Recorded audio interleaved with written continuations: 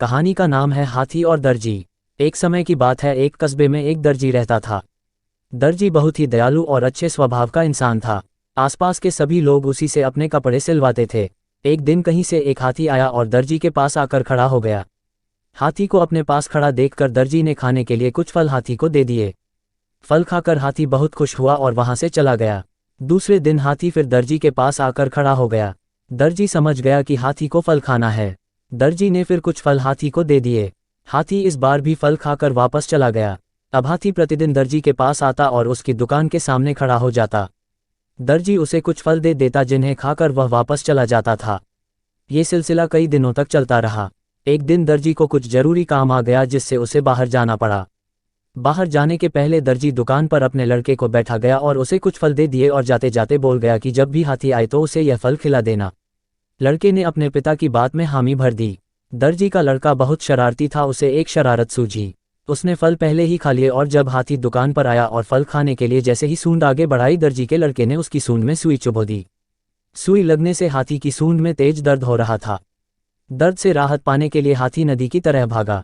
नदी पहुंचते ही हाथी ने नदी में अपनी सूंड डाल दी, जिससे उसे काफी राहत मिली। हाथी गुस्से से आग बबूला हो रहा था और किसी भी तरह दर्जी के लड़के से बदला लेना चाहता था। हाथी ने नदी में स्नान किया और अपनी सूंड में कीचड़ भरकर वापस दर्जी की दुकान की ओर चल पड़ा।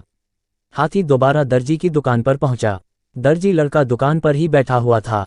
हाथी ने फिर अपनी सूंड आगे की बढ़ाई। दर्जी का लड़का समझा कि हाथी फल मांग रहा है। उसने सुई उठाकर जैसे ही हाथ आगे बढ़ाया, हाथी ने अपनी सूंड में भरी हुई सारी कीचड़ दर्जी के लड़के के ऊपर डाल दी, जिससे दर्जी का लड़का पूरा कीचड़ में खप गया। साथ ही दुकान में रखे हुए कपड़े भी खराब हो गए।